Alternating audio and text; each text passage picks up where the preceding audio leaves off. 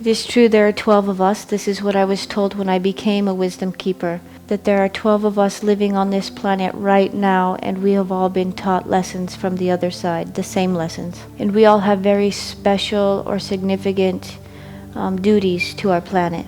My duty is to teach the people. One, he goes from indigenous tribe to indigenous tribe, sharing the message from each tribe to the other tribes. One is specifically working with that energy on our planet that is moving.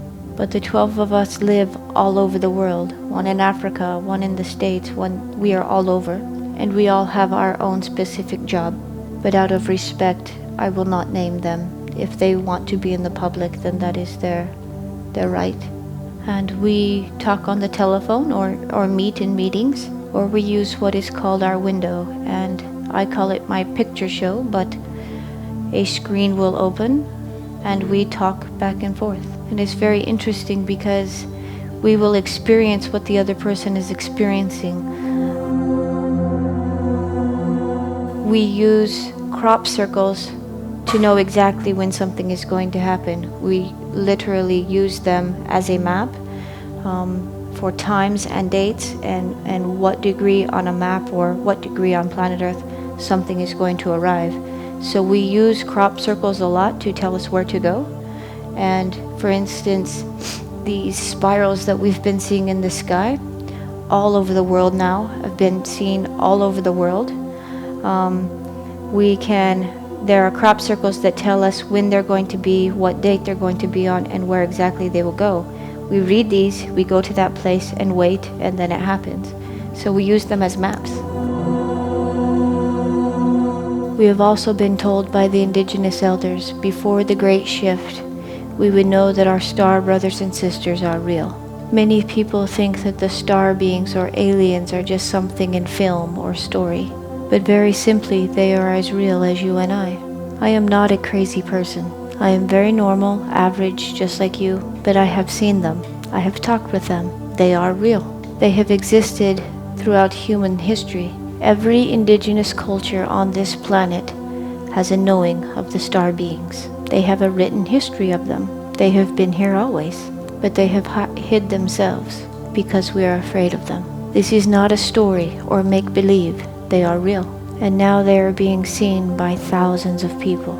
Just a couple of weeks ago, there were several over Manhattan in New York. They sat in the sky for thousands of people to look up and see. On 10/10/10, the date, hundreds of them were seen all up and down California, right there for everyone to see.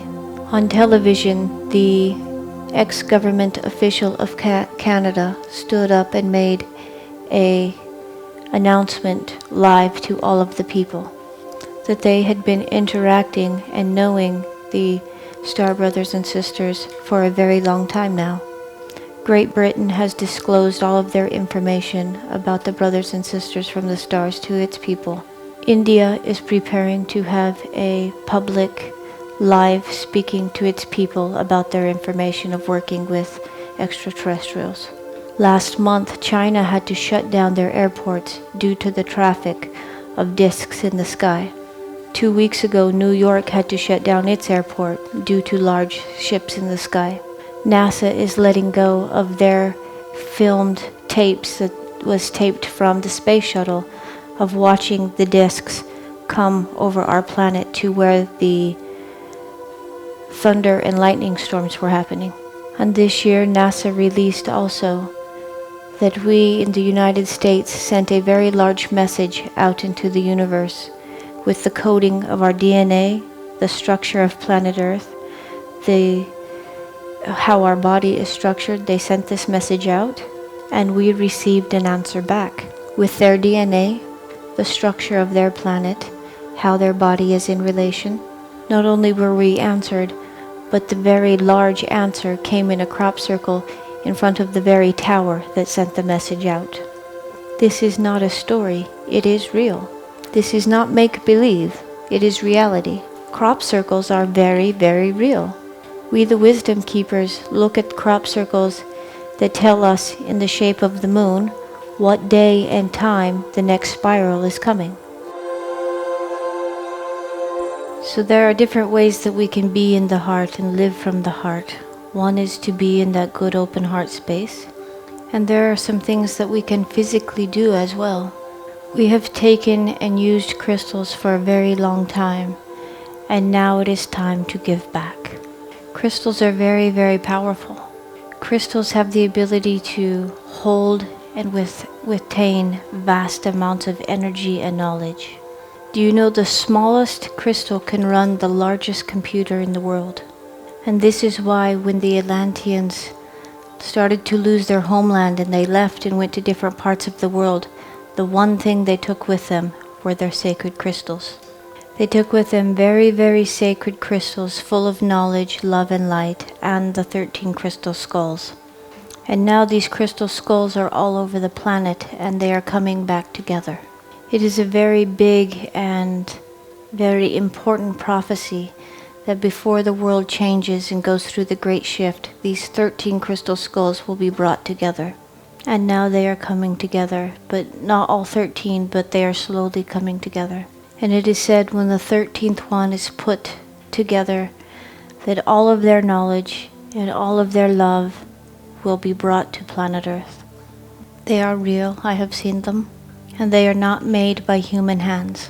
We do not have the technology to carve a crystal the way these have been made. They have no carve marks, not even by laser. The grandfathers of indigenous culture say that these were gifts from star beings who brought them and gifted them to us. And within each crystal skull, all 13 come from a different place, and within them is their knowledge of their life and where they come from and all of their wisdom.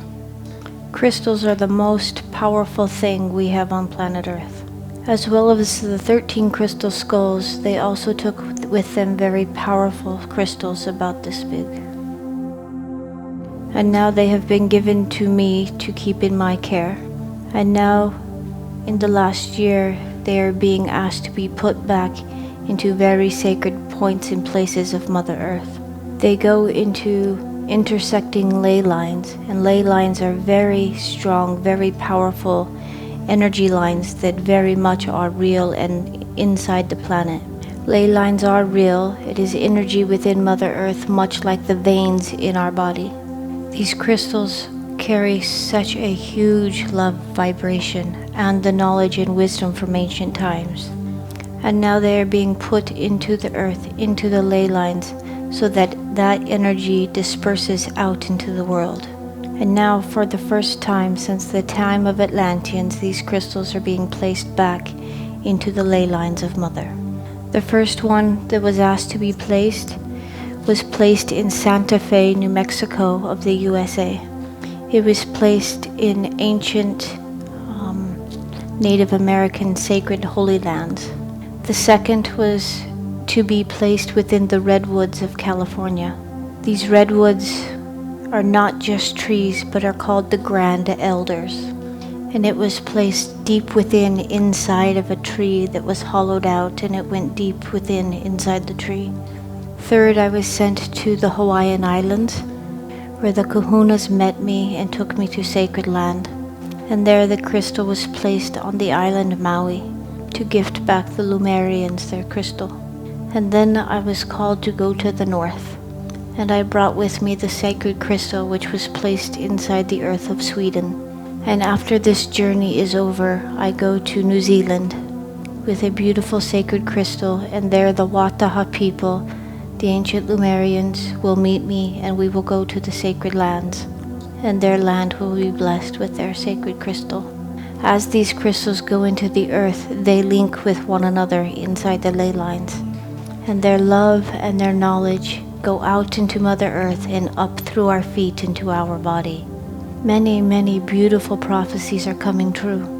And now on planet Earth we are receiving beautiful, huge amounts of energy that are coming. And little by little we are starting to digest and learn how to live with more energy.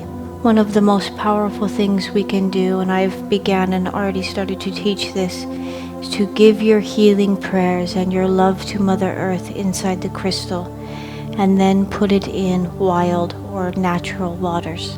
Water carries energy very, very quickly, and our waters need to be healed very much. There is something very special about water. For what you put into water, then the water evaporates and goes to our air, and then it falls as rain back to the planet. So all of the blessings and prayers that you place into this crystal and then put in the water goes back up into our atmosphere, into our air, and falls back and washes to the planet. So not only does your prayers go into the water, but it goes up into the air and then falls down on all of the plants, on the animals, on the flowers, on the soil, onto us. So this is very, very important.